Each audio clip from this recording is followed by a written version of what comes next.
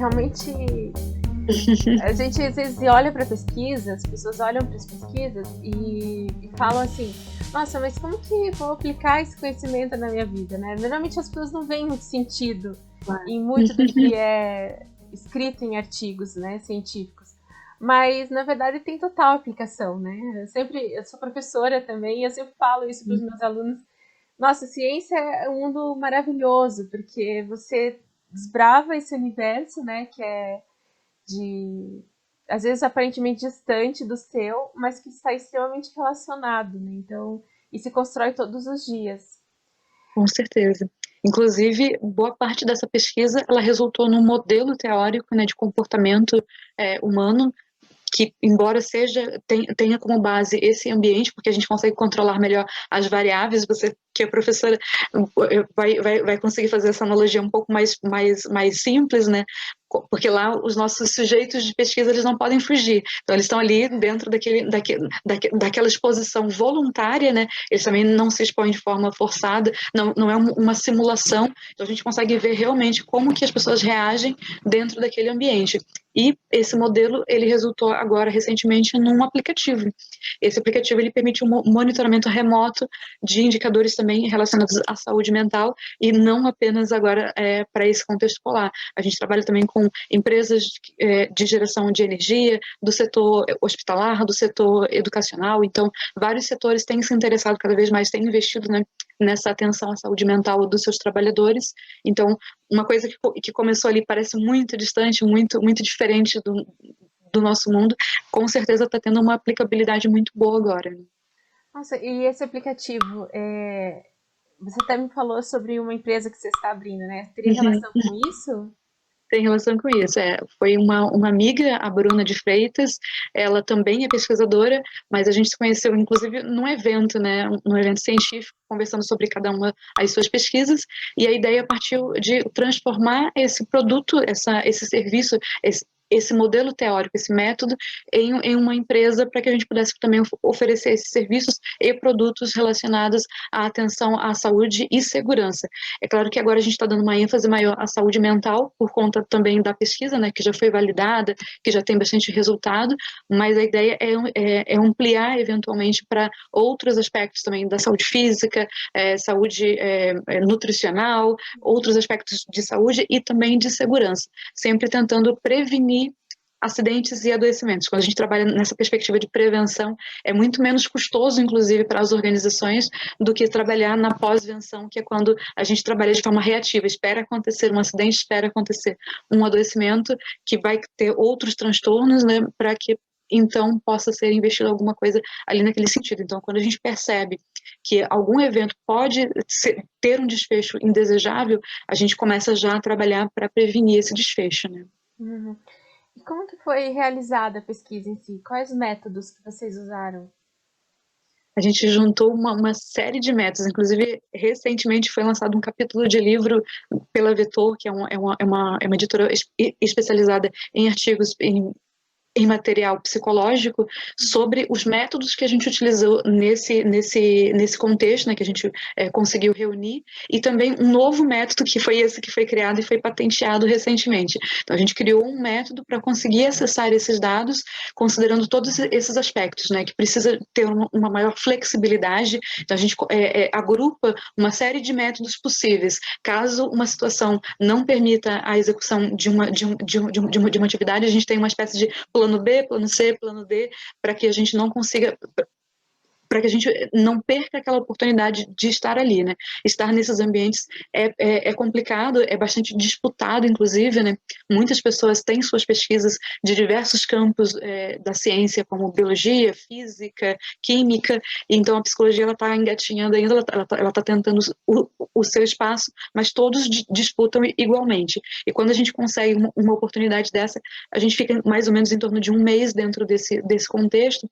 Então, para aproveitar isso tudo, é importante que a gente tenha bastante ferramenta, né, técnica e científica que permita essa coleta de dados. Então, quando você perguntou quais métodos, por exemplo, etnográfico também, ainda que não seja exclusivo da psicologia, mas a observação é muito importante e e seguir, né, esse rigor metodológico da etnografia é muito importante também. Usamos bastante psicometria, né, coleta de dados mais objetivos para que a gente pudesse analisar, mas aí tem essa questão de que, como são poucas pessoas que estão nesses ambientes, o nosso volume de dados objetivos acaba sendo bastante reduzido também. Então, a gente precisa também associar isso a pesquisas qualitativas, como, por exemplo, entrevistas e outras mais. Diário de campo também é incluso dentro desse arcabouço geral. Nossa, legal. E como que é a relação das pessoas nesses ambientes? Geralmente as pessoas têm que se tolerar, né? Então, quem não tem essa habilidade social já bem desenvolvida acaba sendo forçado a desenvolver ali naquele momento, porque você está convivendo 24 horas por dia com pessoas, com as mesmas pessoas, né? Durante aquele período específico, e compartilhando também o seu espaço de trabalho. Aqui no mundo real, entre aspas, a gente termina o nosso trabalho e vai para casa. Claro que isso também tem mudado, né? A própria pandemia forçou também essa diferenciação. Agora a gente trabalha em casa, então quando termina o trabalho a gente continua dentro aqui do nosso trabalho também. Mas, de um modo geral, lá isso é muito mais evidente, é muito mais crítico, porque a gente literalmente dorme nos mesmos dormitórios coletivos com todas as pessoas, toma café, almoça, janta, faz outras atividades relacionadas ao cuidado da estrutura das instalações e também a sua própria vida, né? Então isso tudo acaba sendo muito confundido. Então essas habilidades sociais de ter respeito com o outro, com a diversidade e tolerar principalmente essas diferenças é muito importante e é bastante trabalhado também nesses espaços. Né? Uhum. Imagine um ano, né? Passando nessa Imagine um situação. ano, Tem pessoas que ficam lá realmente um ano. Eu nunca fiquei tanto tempo, o máximo que eu fiquei foram 30 dias, mas as pessoas que vão para a estação geralmente são militares, e então eles passam por uma bateria de seleção realmente feita pelo Serviço de Seleção de Pessoal da Marinha, que é o SSPM. Então eles também têm psicólogos lá que trabalham já há bastante tempo elaborando essa estrutura de como vai selecionar quem são as pessoas mais adequadas para aquela atividade dentro de um grupo, né? O grupo também tem que ser coeso, porque ele precisa se dar bem durante um ano, e é um ano e um mês, né? Eles sempre gostam de deixar isso muito claro, né? Não é apenas um ano, são 13 meses. Até as teorias de estudo sobre os grupos devem ser muito aplicado nesse caso, né? Porque Sim, tem mesmo quando muitos tem estudos. cientistas lá e tudo mais, né? Tem muitos estudos exatamente sobre isso, né? Sobre essa dinâmica grupal, como que os líderes também são formados, sejam os líderes formais, sejam os líderes não formais, aqueles espontâneos que surgem no meio daquele grupo, mas esses estudos de grupos são, eu acho que é a grande maioria, além desses psicofisiológicos, né? Que avaliam também aspectos psicológicos junto com esses elementos fisiológicos, como vitamina D, hormônios da vitamina D, hormônios da tireoide também, cortisol, melatonina, então eles avaliam todos esses elementos junto com esses dados psicológicos autorrespondidos, né? A gente não tem como validar, exceto se a pessoa nos fornecer essa informação. E quais são os efeitos? Você já falou de alguns, né? Aquilo que hoje a gente chama de depressão, mas quais são os efeitos mais comuns, assim? A pessoa realmente muda depois que ela vem da Antártica? Isso ainda é matéria de estudo, né? A gente ainda está avaliando o quão que a pessoa pode mudar. Mudar, todo mundo muda quando está exposto a alguma situação muito estressante. E quando a gente diz estressante, não no sentido negativo da coisa, mas no sentido de que te causa alguma tensão, né? Então, essa situação em que você está num ambiente totalmente diferente daquele habitual, sem chaves, ninguém usa chaves para nada, ninguém usa dinheiro durante todo o período que você está ali naquele ambiente. É um ambiente meio utópico nesse sentido, todo mundo fazendo pesquisa, ciência, ou cuidando do meio ambiente. Então, existe esse clima no ar já que vai influenciar. De modo geral, a gente também muda na nossa vida, independente da gente estar ou não nesses ambientes. Só que a gente geralmente muda um pouquinho mais devagar, né? Precisa realmente ter alguns eventos muito significativos para que a gente tenha uma mudança maior, mais visível. E lá é um dos aspectos que nós estudamos também, é o como essa personalidade, esses aspectos mais fixos, mais rígidos, eles também têm se alterado, mesmo que seja num curto período de tempo. De forma mais direta, a gente pode perceber também que as pessoas elas acabam tendo mudanças nas suas estratégias de enfrentamento ao coping. Isso se chama estresse, desculpa, de enfrentamento ao estresse, que se chama coping. Geralmente, essas estratégias também elas são um pouco mais fixas, mas esse ambiente ele acaba gerando essa flexibilização do nosso organismo para que a gente encontre outras formas de enfrentar o estresse. E que formas são essas? Elas são geralmente mais voltadas para a emoção, que quando a gente volta mais para a ação, a gente tenta alterar. Lá existe muito essa percepção de que não tem como mudar. O frio é frio, vai continuar frio, o vento é vento, vai continuar ventando. Então, por conta desses elementos contextuais muito evidentes, a gente acaba interpretando todo mundo ao nosso redor também dessa forma e acaba diminuindo as nossas estratégias de enfrentamento ao estresse mais voltadas à ação e concentrando um pouco mais nessas voltadas à emoção. Só para dar alguns exemplos, né? Saindo um pouquinho da ansiedade, depressão e estresse. Parece que isso acaba sendo sempre o foco principal do estudo, né? O estresse, de um modo geral, acaba sendo sempre o foco principal de estudos de psicólogos por conta disso. A gente está sempre sob algum tipo de estresse. A gente está sempre sob algum tipo de pressão, seja ela muito elevada ou pouco. Então a gente começa a investigar os outros fatores no entorno desse construto maior. Mas é claro que existem outros focos de investigação que também são importantes, como por exemplo a motivação. O que motiva a pessoa a estar nesses ambientes e a permanecer nesses ambientes e a trabalhar também o desempenho ótimo ou não tão ótimo. Lá tem uma tendência de que no verão, por exemplo, que é quando os pesquisadores mais estão presentes, né, como tem muita luz solar durante quase todo o dia, o sol vai se por perto de meia-noite e ele nasce por volta de 3, 4 horas da manhã. Então as pessoas acabam que elas não percebem que já está ficando tarde, que está ficando de noite. Então elas trabalham, às vezes 10, 12, 13 horas direto e não percebem isso. E isso tem relação também com aspectos fisiológicos, né?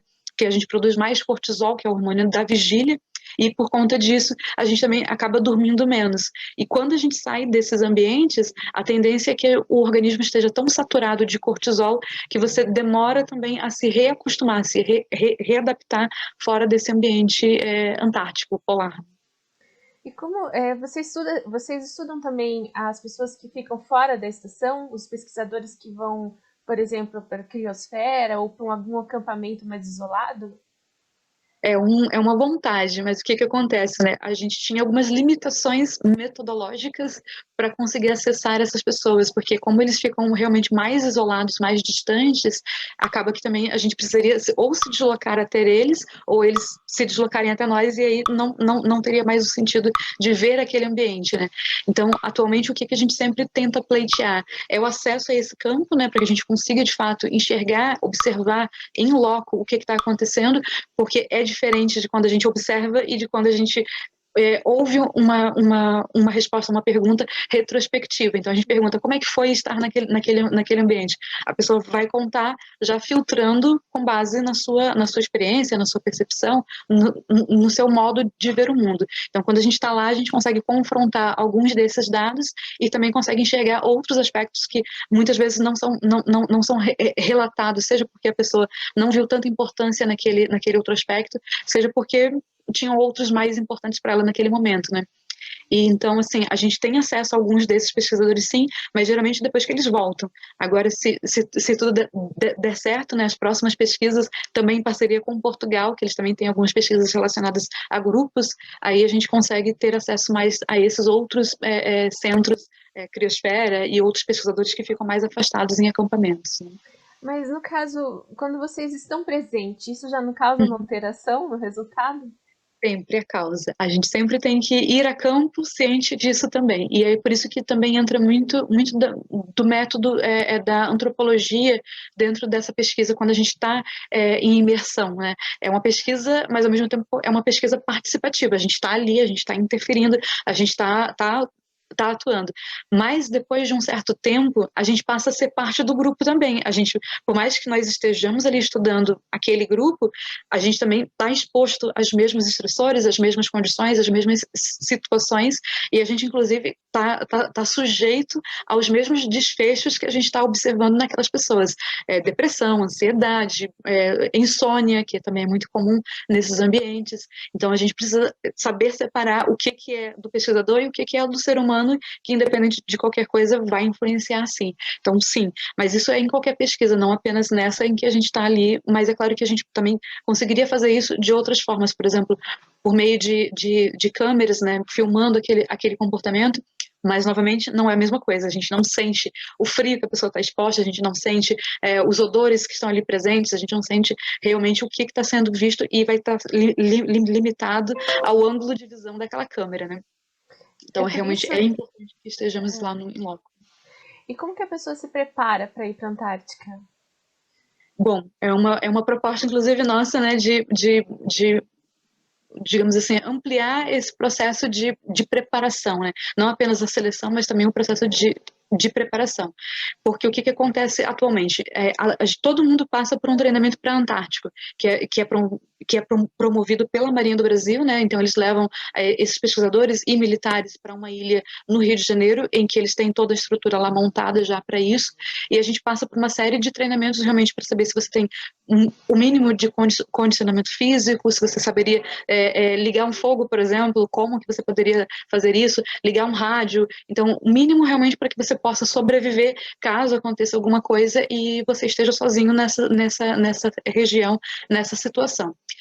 Fora isso, os militares, eles têm uma preparação bem mais extensa, eles têm uma preparação já com outros psicólogos que trabalham nesse sentido há bastante tempo. Eu posso até citar a comandante Zelma, que trabalhou durante um bom tempo nessa preparação, acho que ainda trabalha, também o comandante Santos, que também é psicólogo e trabalhou com essa preparação. Mas os pesquisadores, propriamente ditos, eles trabalham muito mais essa preparação com os seus pares, né? Então, eles sabem, eles já conheceram ou estão indo com alguém que já foi, e essa pessoa acaba passando essa experiência para eles da forma como eles acham mais viável. Mas essa preparação, ela é apenas nesse período, formalmente falando, nesse período de treinamento no Rio de Janeiro. E nessa passagem de experiência, passado também os aspectos, trabalhado a questão psicológica deles. A questão psicológica, na verdade, assim, novamente, né, com os militares, ela é bastante ampla. Com os pesquisadores, alguns grupos de pesquisa trabalham dessa forma voluntariamente, então eles pagam ou realizam algum tipo de pesquisa para atender essa atenção à saúde mental. Mas, em geral, os pesquisadores, eles não passam por nenhum tipo de preparação, nem mesmo avaliação psicológica. Todos eles têm que passar, é obrigatório, né, apresentar um laudo psiquiátrico de que eles não têm nenhum tipo de patologia psiquiátrica que poderia impedir a presença deles nesse contexto.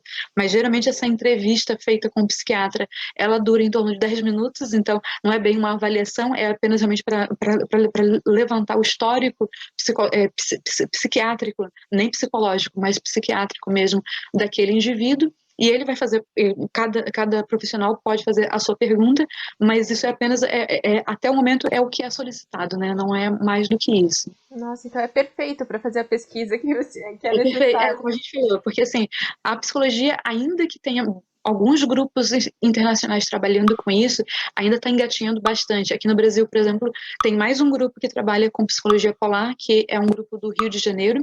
Eu, infelizmente, não vou conseguir lembrar da universidade, mas é a professora Cristina Werner e o seu esposo também, que é médico, doutor Werner.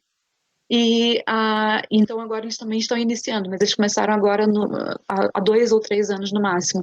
Mas assim, realmente pesquisas em psicologia está iniciando mesmo, né? E tem outras pessoas assim mais espalhadas, mas é importante destacar que, por exemplo, a primeira pessoa que foi a primeira expedição brasileira em 1983, eles levaram um grupo de pesquisadores, né, pioneiros, também um grupo de militares, e dentre esse grupo tinha uma psicóloga, então eles já atentavam para essa importância já naquela época. Ela, inclusive, depois ela fez estágio com, hoje, a maior referência em psicologia polar no mundo, que é um canadense, o professor Peter Swedfield. Já tive uma oportunidade bem breve de conversar com ele, e assim, hoje em dia a gente tem isso, né? Como são poucos, a comunidade também científica acaba sendo restrita e a gente tem esse acesso um pouco maior a essas pessoas, né? Deve ser mais fácil de trocar experiências, né? Com certeza, trocar experiências, pedir favor, pedir ajuda para fazer pesquisa, com certeza. Mas só para a gente encerrar assim as perguntas, né? O que te levou a pesquisar a Antártica? Assim? O que te motivou? É muito fácil responder essa pergunta. Eu sempre tive o interesse, ainda tenho interesse, inclusive por isso essa minha aproximação com outros pesquisadores que trabalham com essas outras vertentes da psicologia polar, que é trabalhar com astronautas, que é trabalhar com a preparação de astronautas. Não necessariamente preciso ir ao espaço, mas se eu tiver um dia essa oportunidade, com certeza eu vou aproveitar de alguma forma, mas sempre foi esse o meu intuito. E para estudar com psicologia espacial, que é um tipo de psicologia polar, você precisa antes trabalhar com a psicologia ou antártica ou ártica, né? E foi por isso que eu iniciei esse projeto. Mais do que isso, então, assim, foi uma sequência de fatores e de acasos. Na ocasião que eu tive, que eu comecei a escrever melhor esse projeto, porque não adianta a gente também ter só a ideia, né? A gente precisa também trabalhar na estrutura da proposta propriamente dita. Ela tinha que ficar de acordo com um projeto científico e depois foi aprimorada, aperfeiçoada com o professor Roberto. E naquela ocasião, era 2013, quando eu escrevi, o almirante que estava à frente da secretaria que coordena realmente esse programa antártico, o PROANTAR, que é a CECIRM, ele lançou um concurso para estudantes do ensino médio, atraindo pessoas para conhecer o programa antártico brasileiro. Eu não estava mais no ensino médio, eu estava terminando já a graduação, mas eu pensei, bom, tem essa pessoa, ele está falando sobre isso, eu sei que eu preciso fazer pesquisa na Antártica, e tinha o e-mail dele, então entrei em contato com ele, felizmente demorou um pouquinho, mas ele me respondeu muito gentilmente, muito receptivo, e falou, bom, é interessante sim a sua pesquisa, precisamos conversar, traga o seu professor junto e a gente vai ver como que a gente consegue viabilizar essa pesquisa. Então foi mais ou menos isso que aconteceu. E isso foi também um ano depois do incêndio que aconteceu na Estação Antártica, que infelizmente levou a vida de 2 pessoas. Então, por conta dessas questões todas, cada vez mais os aspectos psicológicos estavam em voga naquele momento. O que acontece é que, ainda que eu ainda tenha esse intuito, né, essa motivação inicial de trabalhar com astronautas, hoje em dia eu posso dizer que eu sou completamente apaixonada pela Antártica. Então foi algo que me pegou de surpresa, não imaginava isso, mas sim, se eu tiver também a oportunidade de continuar na Antártica e trabalhar com astronautas, seria a glória para mim. Perfeito. E muito obrigada, Paola. Obrigada também. Se cuida. E até Você breve. também. Se aqueça. Tchau, tchau. Tchau.